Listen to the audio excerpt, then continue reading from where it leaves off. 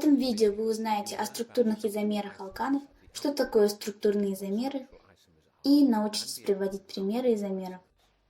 Здесь представлены формулы первых 4 алканов – метан, этан, пропан и бутан.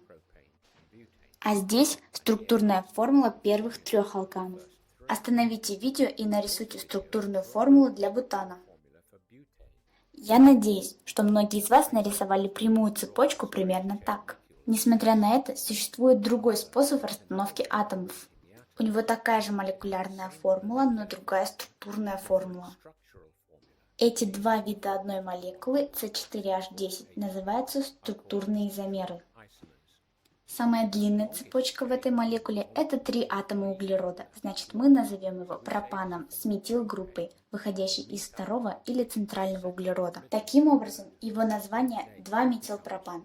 Не перепутайте, он все еще изомер бутана, потому что имеет 4 углерода. Чтобы было легче нарисовать структурную формулу, чаще всего пропускают атомы водорода и просто показывают лишь связи между атомами углерода и сгибают цепочку, чтобы отчетливо видеть, где находятся атомы углерода. Перед тем, как мы попробуем найти еще изомеры, расскажу историю о бессвинцовом бензине.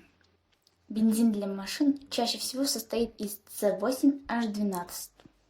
В 1920-х, когда бензин использовали для машин, смесь бензина с воздухом в цилиндре тратилась очень быстро до зажигания, вызывая детонацию или тряску двигателя.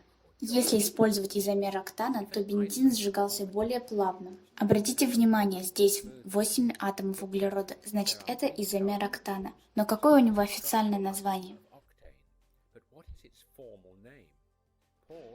Остановите видео и посчитайте, сколько атомов в длинной цепочке. Как бы вы ни посчитали, длинная цепочка состоит из 5 атомов, значит название будет пентан.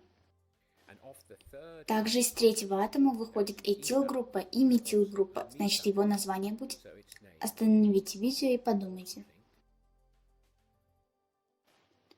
3,3-метилэтилпентан. Но этого вещества нет в составе сырой нефти, и еще оно очень дорогое.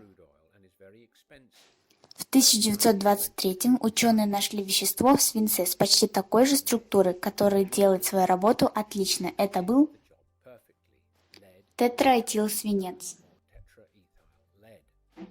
Вы, может, помните, что свинец в периодической таблице находится в 4-й группе, как и углерод. Добавление свинца помогло бензину гореть равномерно, но атомы свинца вступали в реакцию с кислородом и образовывали оксид свинца. Он выходит из выхлопной трубы, как мелкая пыль, и является очень токсичным. Так продолжалось до 21 века, пока не начали избавляться от всего свинца из бензина.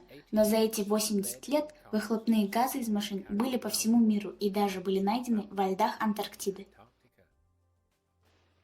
Давайте закончим простым примером. Сможете ли вы найти 4 изомера гексана С6H14 и назвать их? Я дам вам подсказку. 2 из них основаны на пентане, и 2 из них основаны на бутане. Остановите видео и попытайтесь нарисовать их. Здесь изображены изомеры гексана с 5 углеродами, значит они называются пентан, 2-метилпентан. 2, потому что метилгруппа выходит из второго атома углерода. 6 углеродов, 14 водородов, значит это все еще гексан. Здесь уже другой изомер, основанный на пентане, 3-метилпентан. Также есть 2 структурных изомера, основанные на бутане с длинной цепочкой из 4 углеродов, 2,3-диметилбутан и 2,2-диметилбутан. Из этого видео вы должны понять, что структурные изомеры имеют одинаковую молекулярную формулу и разные структурные формулы, и что название компонента основано на длине самой длинной цепочки атомов углерода и на расположении групп, выходящих из этой цепочки.